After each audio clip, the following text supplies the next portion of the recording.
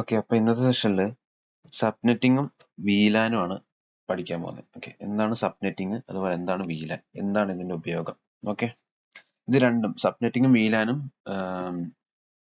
ഒരു കോയിന്റെ രണ്ട് സൈഡാന്ന് പറയാം. ഓക്കെ, അപ്പോൾ പ്രോപ്പറായിട്ട് സബ്നെറ്റും VLAN-ഉം ചെയ്തില്ലെങ്കിൽ നമുക്ക് ഇത് കൊണ്ട് VLAN കൊണ്ടോ അല്ലെങ്കിൽ സബ്നെറ്റ് കൊണ്ടോ അതിന്റെ ശരിക്കുള്ള ഉപയോഗം നമുക്ക് കിട്ടത്തില്ല.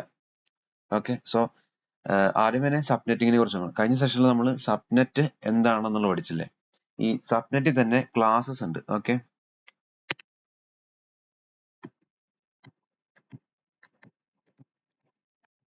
സബ്നെറ്റിനെ 3 ക്ലാസ് ആയിട്ടാണ് സെറ്റ് ചെയ്തേക്കുന്നത്. ഓക്കെ,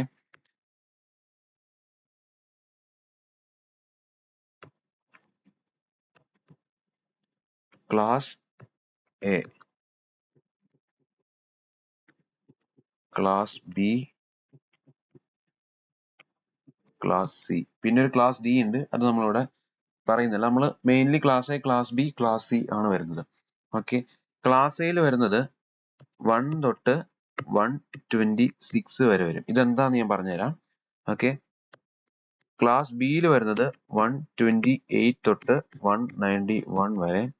ക്ലാസ് സിയിൽ വരുന്നത് 192 തൊട്ട് 223 വരെയാണ്. ഇതിന് ശേഷം വരുന്ന ക്ലാസ് ഡിയുടെ ഒരു പ്രത്യേക കാറ്റഗറിയിൽ വരുന്നതാണ്. ഓക്കെ, ഇനി ഈ പറഞ്ഞ ക്ലാസ് സി എടുക്കുക. നമ്മുടെ നോർമൽ ആയിട്ട് കണ്ടുവരുന്നതാണ് ക്ലാസ് സി. ഈ ക്ലാസ് സി എന്താന്ന് വെച്ച് കഴിഞ്ഞാൽ നമുക്കൊരു IP കിട്ടൂല്ലേ, 192.168.10.1 ഇങ്ങനെ IP കിട്ടിയിരിക്കുക. ഇതിന്റെ ആദ്യത്തെ ഒക്ടറ്റ് ഉണ്ടോ, ഈ ഒക്ടറ്റിന്റെ റേഞ്ച് ഏത് ക്ലാസ്സിലാണോ അതിനാണ് ക്ലാസ് സി എന്ന് പറയുന്നത്. ഓക്കെ, ക്ലാസ് സി എന്നല്ല, ആ ക്ലാസ്സിലാണ് ഇത് പെടുന്നത്. ഓക്കെ, ഇപ്പൊ ഇത് വരുന്നത് ക്ലാസ് സിയിൽ ആദ്യത്തെ ഒക്ടറ്റ് 192.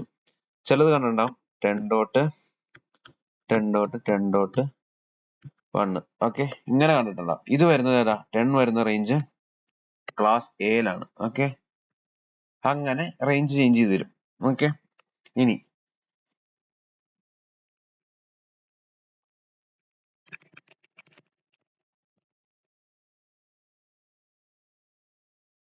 ക്ലാസ് എയുടെ സബ്നെറ്റ് വരുന്നത് ജനറൽ സബ്നെറ്റ് ആണ്. ഡിഫോൾട്ട് സബ്നെറ്റ് വരുന്നത് 255.0.0.0 ആണ്. ക്ലാസ് ബിയുടെ സബ്നെറ്റ് 255.255.0.0. ക്ലാസ് സിയുടെ വരുന്നത് 255.255.255.0. ഓക്കെ, ഇനി ഇത് നിങ്ങൾ ചില സ്ഥലത്ത് കണ്ടിട്ടുണ്ടോ,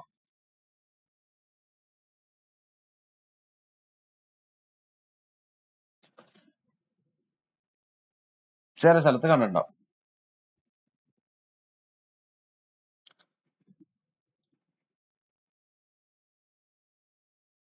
ചില നിങ്ങൾ സ്റ്റാറ്റിക് IP ഇടുന്ന കണ്ടീഷന്. ഓക്കെ, ഉദാഹരണത്തിന് ഞാൻ നേരത്തെ പറഞ്ഞ എക്സാമ്പിൾ തന്നെ എടുക്കാം.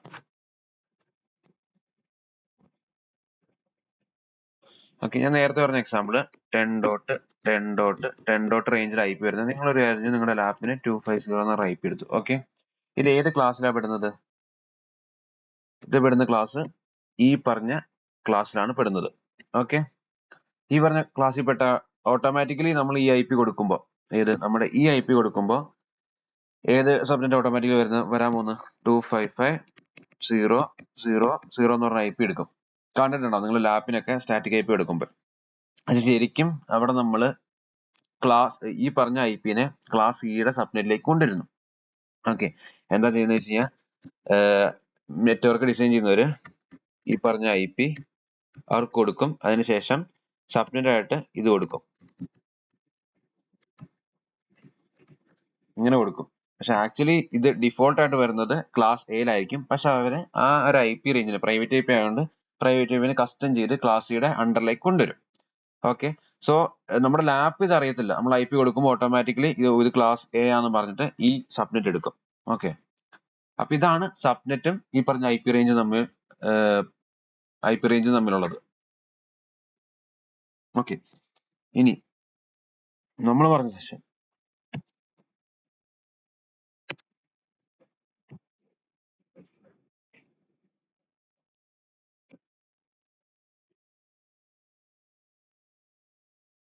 നമ്മൾ പറഞ്ഞുകൊണ്ടിരുന്നത് സബ്നെറ്റിംഗ് ആണ്. ഓക്കെ, എന്താണ് സബ്നെറ്റിംഗ് നോക്കാം. ഞാൻ ഒരു IP പറഞ്ഞു.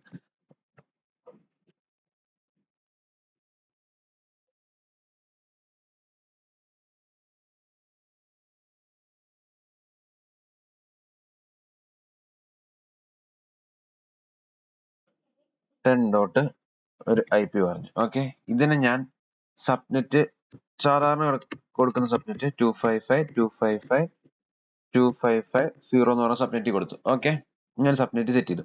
അപ്പൊ എനിക്ക് എന്താ കിട്ടുന്നത്? ഇതിന്റെ ഒരു IP സ്ട്രക്ചർ എന്ന് പറഞ്ഞു കഴിഞ്ഞാൽ 192.168.10.0 എന്ന് പറഞ്ഞത് നെറ്റ്വർക്ക് അഡ്രസ്സിന് അസൈൻഡ് ആയി. ഓക്കെ, അത് നമുക്ക് ഉപയോഗിക്കാൻ പറ്റില്ല.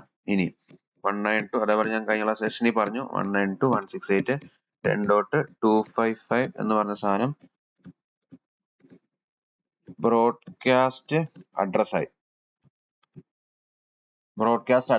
ഓക്കെ, അപ്പൊ ഇതിന്റെ ബാക്കി വരുന്ന 1 മുതൽ, അതായത് 10.1 മുതൽ 10.254 വരെയാണ് നമുക്ക് ഉപയോഗിക്കാൻ പറ്റുന്ന യൂസബിൾ ഹോസ്റ്റ് ആയിട്ട് വരുന്നത്.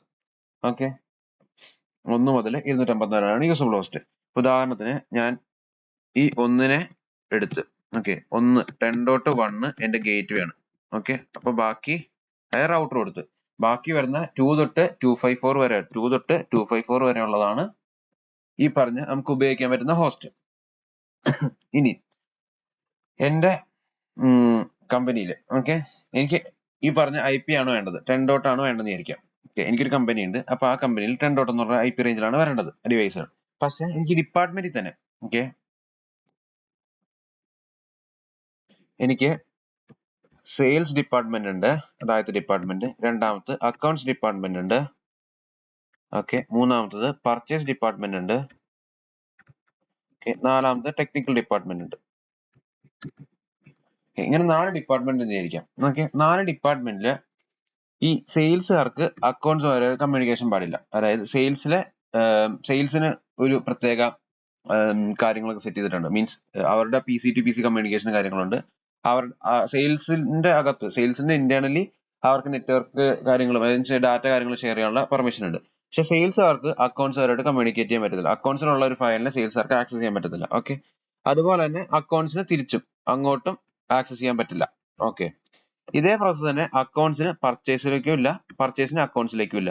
ഇതേപോലെ തന്നെ തിരിച്ച്. പിന്നെ 4 ഡിപ്പാർട്ട്മെന്റ് തമ്മിൽ ഇന്റർ കമ്മ്യൂണിക്കേഷൻ ഇല്ല. ഓക്കെ, സെയിൽസുകാർക്ക് മറ്റൊരു ഡിപ്പാർട്ട്മെന്റായിട്ട് കമ്മ്യൂണിക്കേഷൻ പാടില്ല. പക്ഷെ എന്താന്ന് വെച്ച് കഴിഞ്ഞാൽ ഇതെല്ലാം വരേണ്ടത് 10 ഡോട്ടിലാണ് വരേണ്ടത്. 10 ഡോട്ട് IP റേഞ്ചിലാണ് എനിക്ക് വരേണ്ടത്. ഓക്കെ, ഈ 10 ഡോട്ട് IP റേഞ്ചിൽ വരുമ്പോൾ എന്താ പ്രശ്നം? നമ്മൾ ഈ കൊടുത്ത സബ്നെറ്റ്, ഇത് പ്രകാരമാണ് ഞാൻ കൊടുത്തേക്കുന്നത്. എന്താ പ്രശ്നം? എല്ലാവർക്കും 10 ഡോട്ട് IP റേഞ്ച് വരും അല്ലേ? സെയിൽസുകാർക്ക് വരും, അക്കൗണ്ട്സുകാർക്ക് വരും, പർച്ചേസുകാർക്ക് വരും, ടെക്നിക്കലുകാർക്കും വരും. എല്ലാവർക്കും ഈ പറഞ്ഞ same IP 10 dot IP range കിട്ടും. പക്ഷേ ഈ പറഞ്ഞ ഇപ്പോ എന്റെ സെയിൽസുകാരുള്ളതെന്ന് വിചാരിക്കാം.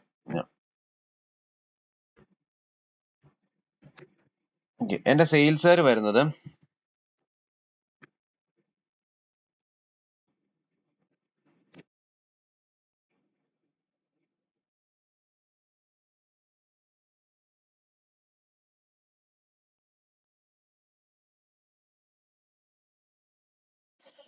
എന്റെ സെയിൽസുകാർക്ക് കിട്ടുന്നത് 10 ഡോട്ട് 10 മുതൽ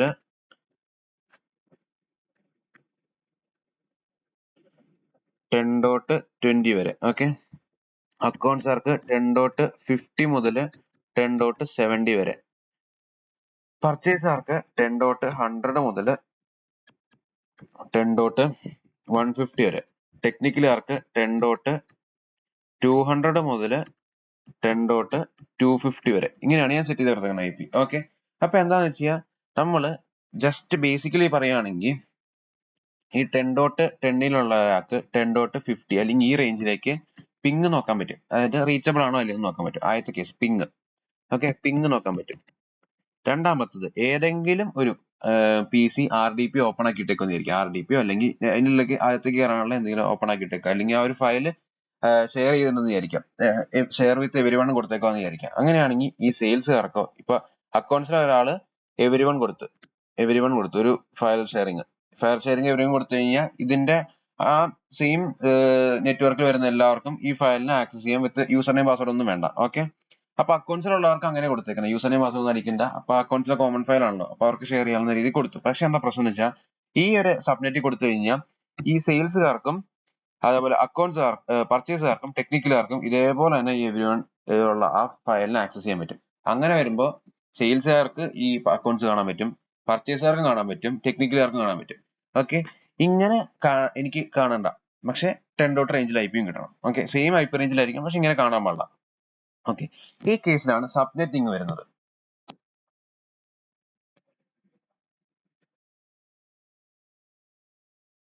സോ എന്റെ ഈ കേസിൽ എനിക്ക് 4 ഡിപ്പാർട്ട്മെന്റ് ഉണ്ട് അല്ലേ, 4 ഡിപ്പാർട്ട്മെന്റ്.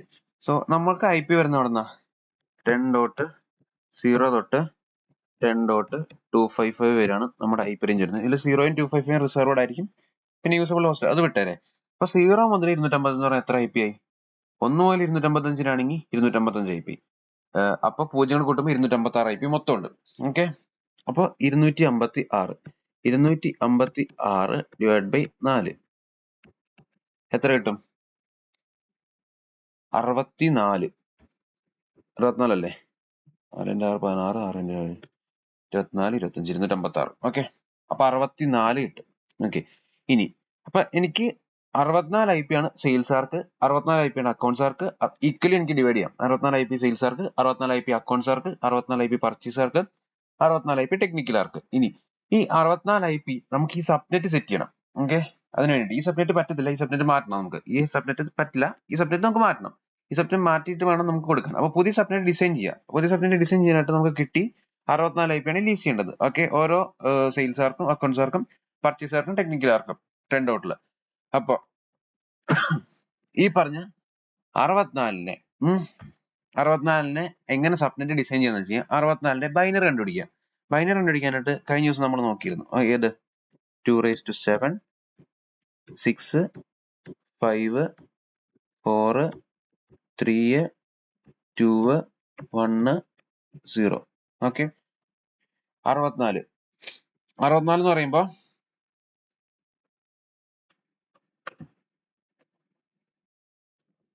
നമ്മള് ഇതിന് 1 കൊടുത്ത്, ഓക്കെ, ഇത് 1 കൊടുത്ത്, ഇത് 1 കൊടുത്ത്, ഇത് 1 കൊടുത്ത്, ഇത് 1 കൊടുത്ത്, ഇത് 1 കൊടുത്ത്. ഓക്കെ, അപ്പൊ 2⁵5 32, ഇത് 16 8 4 2 1.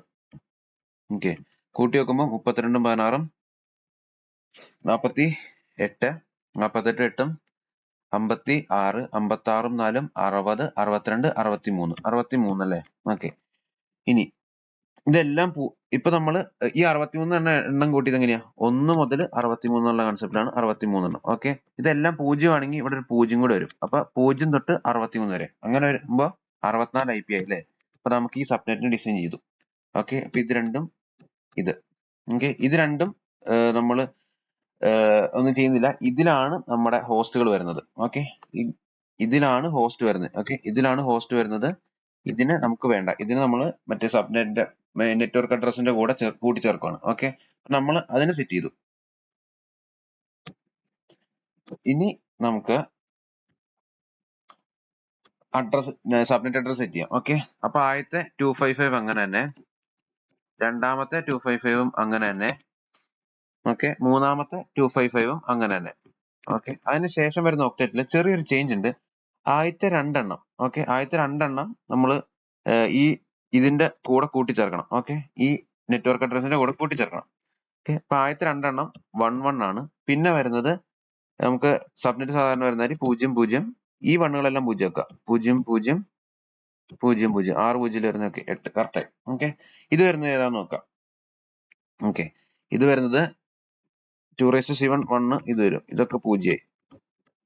ഓക്കെ, അപ്പൊ 128ഉം 64, ശേഷം 192 വരും. 192. ഇതാണ് നിങ്ങളുടെ സബ്നെറ്റ്. ഓക്കെ, ഇതിനാണ് സബ്നെറ്റിംഗ് എന്ന് പറയുന്നത്. ഇപ്പൊ ഇങ്ങനെ ചെയ്യുന്നതിന്റെ ഗുണം ഞാൻ കാണിച്ചു തരാം. നമ്മള്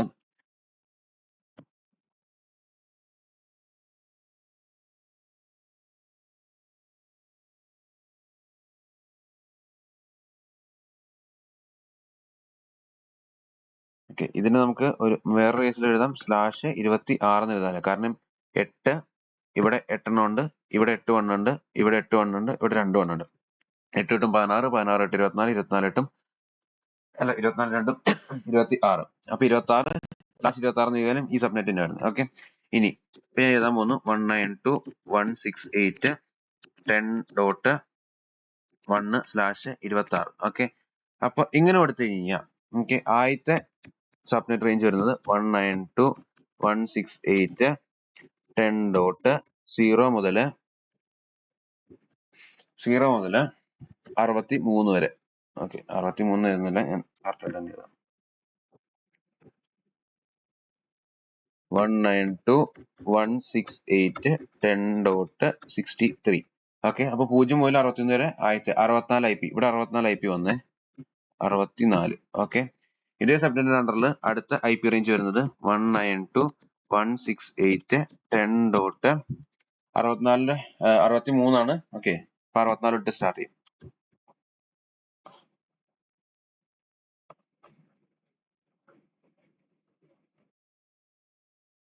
ഓക്കെ,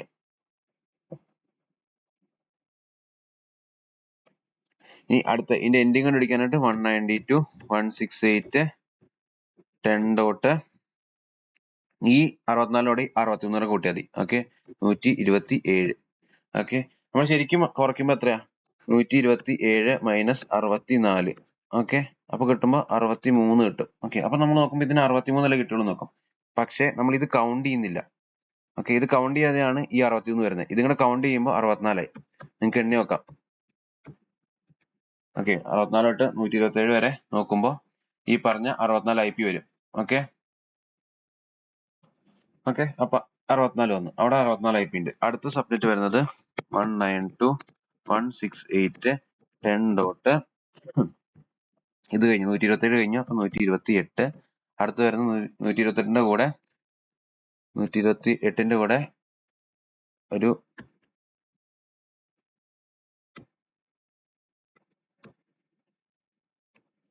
128ന്റെ കൂടെ ഒരു 63 കൂടെ കൂട്ടിയാൽ. ഓക്കെ, അപ്പൊ നമുക്ക് കിട്ടുന്നത് 191.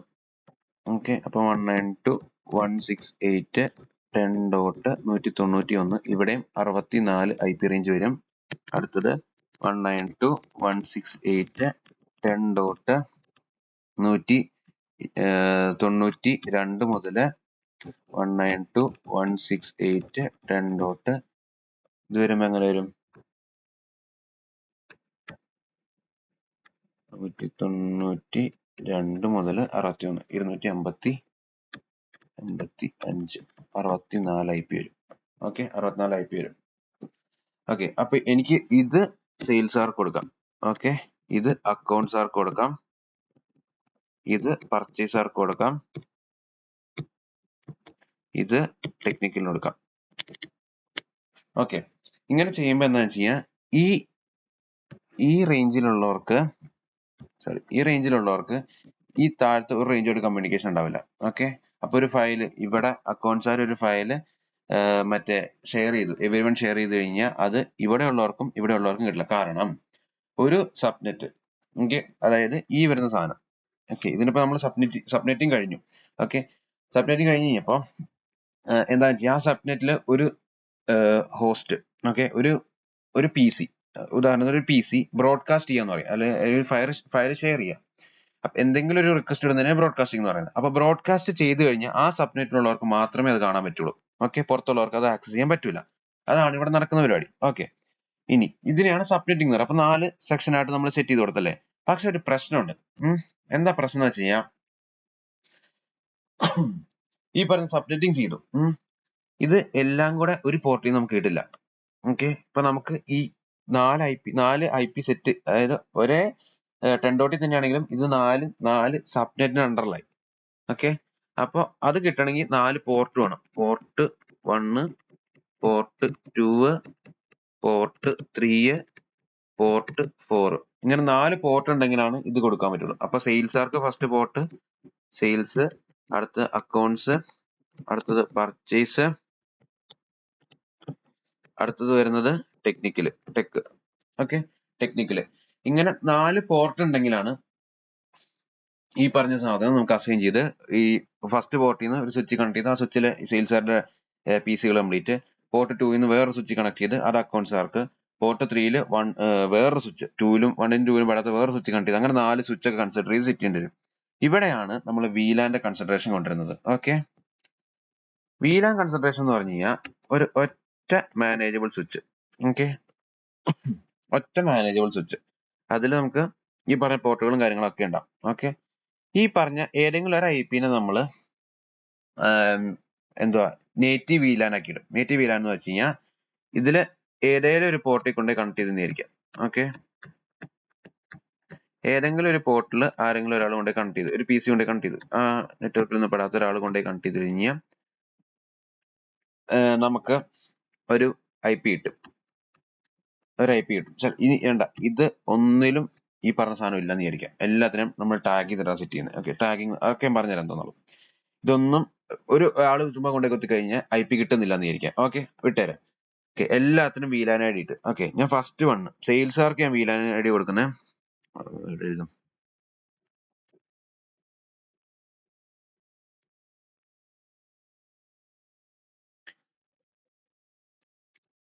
സെയിൽസുകാർക്ക് VLAN ID 10. ഓക്കെ, അക്കൗണ്ട്സിന് VLAN ID 20. Purchase VLAN ID വരുന്നത് 30. ദെൻ ടെക്കിന് 40. ഓക്കെ, ഇങ്ങനെ VLAN ID സെറ്റ് ചെയ്തു. ഇപ്പൊ ഞാൻ എന്താന്ന് വെച്ച് കഴിഞ്ഞാൽ നമ്മുടെ ഉദാഹരണം ഒരു ഫയർവാൾ എടുക്കുക. ഓക്കെ, ഈ ഫയർവാളില് ഇവിടെ എനിക്കൊരു പോർട്ട് ഉണ്ട്. ഓക്കെ, ഇതിന് LAN 1 എന്ന് പറഞ്ഞു. ഓക്കെ, LAN 1ന് ഡിഫോൾട്ടിൽ ഞാൻ ഒന്നും കൊടുത്തിട്ടില്ല. ഓക്കെ, നമുക്ക് ഈ പോർട്ടിന്റെ അണ്ടറിൽ നമുക്ക് കുറച്ച് VLAN, ഓക്കെ, ഈ LAN 1ന്റെ അണ്ടറിൽ VLAN 10, VLAN 20, VLAN 30, VLAN 40 ഇങ്ങനെ സെറ്റ് ചെയ്തു. ഓക്കെ, എന്നിട്ട് ഈ LAN 1ന്റെ ഒരെണ്ണം എടുത്തിട്ട് ഞാൻ ഈ സ്വിച്ചിന് അപ്ലിങ്ക് കൊടുത്തു. ഓക്കെ, ഇപ്പൊ എന്താ സംഭവിക്കുന്നത്, ഞാൻ സ്വിച്ചിലെ ബാക്കി എല്ലാ പോർട്ടുകൾക്കും ഈ LAN 1 എന്നുള്ള കിട്ടും. പക്ഷേ എല്ലാ IP-കളും VLAN ടാഗ്ഡ് ആണെന്ന് വിചാരിക്കുക. അങ്ങനെയാണെങ്കിൽ ഒരാൾ ചുമ്മാ കൊണ്ടുവന്ന് ഏതെങ്കിലും ഒരു പോർട്ടിൽ കൊണ്ട് ലാപ്പ് കൊണ്ട് കണക്ട് ചെയ്ത് അയാൾക്ക് IP കിട്ടില്ല. ഓക്കെ, എല്ലാം VLAN ടാഗ് ചെയ്ത് വെച്ചേക്കണം, VLAN-ന്റെ അണ്ടറിലാണ്. അപ്പൊ VLAN ID അറിയുന്നവർക്ക് മാത്രമാണ് ആ IP റേഞ്ച് കിട്ടുള്ളൂ. ഇനി ഞാൻ ഞാൻ പറഞ്ഞ ആർക്കും പുറത്തുനിന്ന് ഒരാൾക്ക് ആക്സസ് ചെയ്യാൻ പറ്റില്ല, ആദ്യത്തെ കേസ്. ഓക്കെ, അപ്പൊ സബ്നെറ്റിംഗ് പ്രോപ്പർ ആയിട്ട് VLAN നമ്മൾ ഇതേപോലെ അസൈൻ ചെയ്തിട്ട് 10, 30, 20, 10, 20, 30, 40 എന്നുള്ള അസൈൻ ചെയ്തിട്ട്. ഓക്കെ, ഇനി ഞാൻ ഈ പറഞ്ഞ ഒരു 2 പോർട്ട്, ഓക്കെ, ഇത് രണ്ടും സെയിൽസുകാർക്ക് അസൈൻ ചെയ്തു. സെയിൽസുകാർക്ക് അസൈൻ ചെയ്ത് കഴിഞ്ഞപ്പോ എന്നിട്ട് ഈ 2 പോർട്ടിനെ ഞാൻ ടാഗ് ചെയ്യും. ഓക്കെ, ഈ 2 പോർട്ടിനെ ടാഗ് ചെയ്തു. എന്തെന്ന് പറഞ്ഞ ടാഗ് ചെയ്യും? VLAN 10 എന്ന് പറഞ്ഞു, VLAN 10 എന്ന് പറഞ്ഞ ടാഗ് ചെയ്യും. ഓക്കെ, ഇപ്പൊ എന്താ സംഭവിക്കുക കഴിഞ്ഞാൽ ഈ 2 പോർട്ടിൽ നിന്ന് കിട്ടാൻ പോകുന്ന IP, ഓക്കെ, ഈ 2 പോർട്ടിലും കണ്ടു ചെയ്തിരിക്കുന്ന PC-കൾക്ക് കിട്ടാൻ പോകുന്ന IP ഈ സെയിൽസുകാരുടെ IP ആയിരിക്കും. ഈ IP റേഞ്ചിലുള്ള IP ആയിരിക്കും കിട്ടുന്നത്. DHCP നമ്മൾ വന്നിരുന്ന ആ ഒരു IP റേഞ്ചിലുള്ള കിട്ടും. ഓക്കെ, അടുത്തത് ഈ 2 പോർട്ടിനെ ഞാൻ അക്കൗണ്ട്സ് ആയിട്ട് ടാഗ് ചെയ്യുന്നു. അക്കൗണ്ട്സിന് ടാഗ് VLAN 20 ടാഗ് ചെയ്യും. അങ്ങനെ വരുമ്പോൾ എന്ത് ചെയ്യും, ഈ 2 പോർട്ടിനും ഈ അഡ്രസ് കിട്ടും. ഓക്കെ, 64 മുതൽ 127 വരുന്ന അഡ്രസ്. അതിൽ കുറച്ച് കാര്യങ്ങൾ ഈ പറഞ്ഞ നെറ്റ്വർക്ക് അഡ്രസ്, ബ്രോഡ്കാസ്റ്റ് അഡ്രസ് ഒക്കെ പറഞ്ഞു പോകും. ബാക്കിയുള്ളതൊക്കെ നമുക്ക് ഹോസ്റ്റ് കിട്ടുമല്ലോ. ഓക്കെ, അത് VLAN 20 വരും. ഓക്കെ, അപ്പൊ ഈ ഒരു ഇതിൽ കിട്ടും. ഓക്കെ, ഇനി അടുത്ത 2 പോർട്ടിനെ ഞാൻ എടുത്തിട്ട്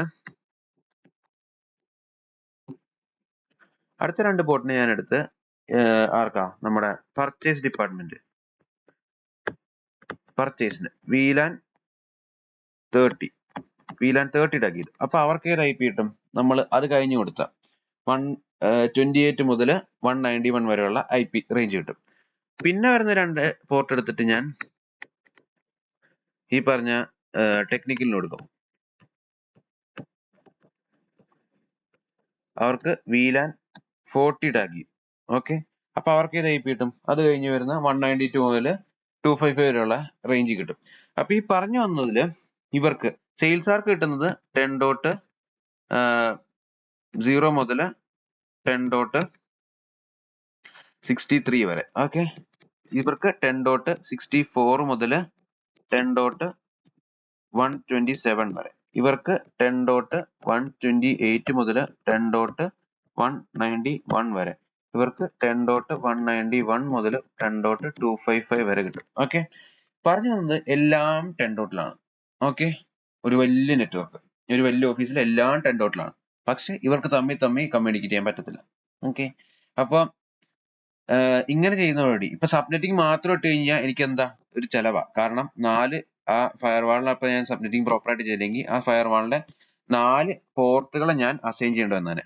4 പോർട്ടുകളെ പോർട്ട് 1, പോർട്ട് 2, പോർട്ട് 3 എന്ന് പറഞ്ഞ് അസൈൻ ചെയ്ത് പോർട്ട് 1-ന് നമ്മുടെ 10.0 മുതൽ 10.63 വരെ ഉള്ളത്, പോർട്ട് 2-ന് അക്കൗണ്ട്സിന്റെ വരുന്നത് 10.64 മുതൽ 10.127 വരെ, അല്ല പോർട്ട് 3-ക്ക് 10.128 മുതൽ 10.191 വരെ, അതുപോലെ പോർട്ട് 4-ന് 10.192 മുതൽ 10.255 വരെ IP റേഞ്ച് കൊടുക്കും. അങ്ങനെ കൊടുത്തു കഴിഞ്ഞാൽ 4 പോർട്ട് അസൈൻഡ് ആയി. ഓക്കെ, ഇപ്പൊ എന്റെ ഫയർവാളില് 4 അല്ലെങ്കിൽ 7 പോർട്ട് ഉള്ളെങ്കിൽ 4 പോർട്ട് അതിനുവേണ്ടി അസൈൻ ആയി, ബാക്കി 3 പോർട്ടേ ഉള്ളൂ.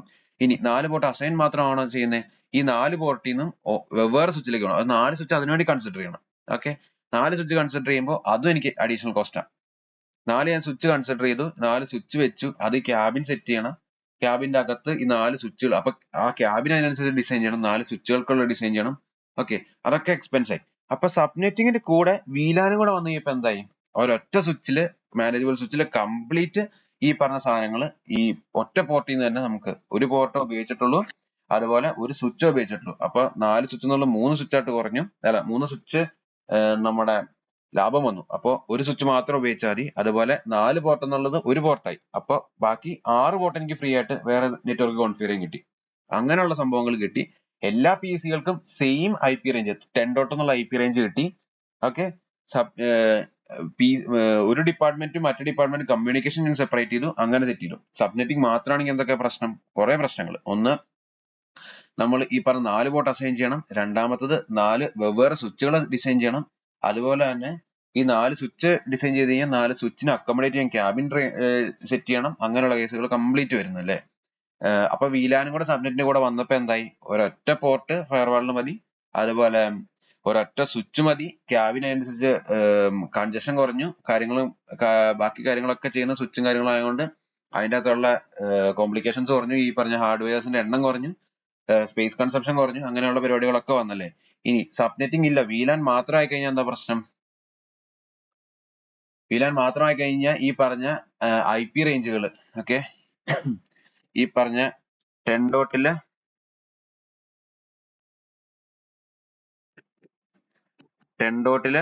എനിക്ക് ആദ്യത്തെ വീലാന് IP കിട്ടും.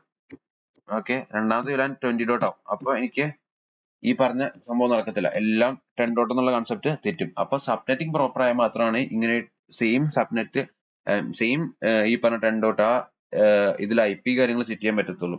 ഇങ്ങനെ IP സെറ്റ് ചെയ്യുമ്പോൾ തന്നെ എനിക്ക് ഇതിന്റെ അകത്ത് തന്നെ ഫയർവാൾ കുറച്ചും കൂടെ ഉപയോഗമുണ്ട്. കാരണം ഇപ്പൊ ഉദാഹരണം പറയുകയാണെങ്കിൽ ഡിപ്പാർട്ട്മെന്റ് ഹെഡ് ഉണ്ടെന്ന് വിചാരിക്കാം. ഓക്കെ, സെയിൽസിന് ഒരു ഡിപ്പാർട്ട്മെന്റ് ഹെഡ് ഉണ്ട്, ആൾക്ക് കിട്ടിയേക്കുന്ന IP 10.20 ആണ്. ഇവിടെ അക്കൗണ്ട്സിന് ഒരു ഹെഡ് ഉണ്ട്, 10.70 ആണ് ആൾക്ക് IP കിട്ടിയേക്കുന്നത്. ഓക്കെ, ദെൻ പർച്ചേസിന് ഒരു ഹെഡ് ഉണ്ട്, ആൾക്ക് കിട്ടിയേക്കുന്നത് 10.130. ഇവിടെ ടെക്നിക്കൽ ഒരു ഹെഡ് ഉണ്ട്, ആൾക്ക് കിട്ടിയേക്കുന്നത് 10.200. ഓക്കെ, എനിക്ക് ഫയർവാളിന്റെ അകത്തൊരു പ്രത്യേക പോളിസി എനേബിൾ ചെയ്ത് കൊടുക്കാം. അതെന്താണെന്ന് വെച്ചാൽ ഈ 10.200-ന് ഈ പറഞ്ഞ 10.20-ക്ക് 10.200-ഉമായിട്ടും 10.130 ആയിട്ടും 10.70 ആയിട്ടും കമ്മ്യൂണിക്കേറ്റ് ചെയ്യാൻ പറ്റും. അപ്പോൾ സെയിൽസിലെ ഒരേ ഒരാൾക്ക് ബാക്കിയുള്ള ഡിപ്പാർട്ട്മെന്റായിട്ട് കമ്മ്യൂണിക്കേറ്റ് ചെയ്യാൻ പറ്റും. അതുപോലെ തന്നെ എനിക്ക് അക്കൗണ്ട്സിന് ഒരു പോളിസി ഉണ്ടാക്കാൻ പറ്റും. അക്കൗണ്ട്സിലെ ഒരേ ഒരാൾക്ക് സെയിൽസുകാരായിട്ടും പർച്ചേസറായിട്ടും ടെക്നിക്കലായിട്ടും കമ്മ്യൂണിക്കേറ്റ് ചെയ്യാൻ പറ്റും. അതുപോലെ തന്നെ ഈ പറഞ്ഞ പർച്ചേസിലെ ഒരേ ഒരു IP-ക്ക് എനിക്ക് അസൈൻ ചെയ്യാൻ പറ്റും, സെയിൽസുകാരായിട്ടും അക്കൗണ്ട്സുകാരായിട്ടും ടെക്നിക്കലായിട്ടും. അതേപോലെ ടെക്നിക്കലിനും ഇതേപോലെ ചെയ്യാം, ബാക്കി 3 ഡിപ്പാർട്ട്മെന്റ് ഒരേ ഒരു IP-ക്ക്. അങ്ങനെ head to head communication inter department ചെയ്യാൻ പറ്റും എനിക്ക്. ബാക്കി ആ ഒരു ഡിപ്പാർട്ട്മെന്റ് അണ്ടറിൽ വരുന്നവർക്ക് പുറത്തെ ഡിപ്പാർട്ട്മെന്റായിട്ട് കമ്മ്യൂണിക്കേറ്റ് ചെയ്യാൻ പറ്റില്ല.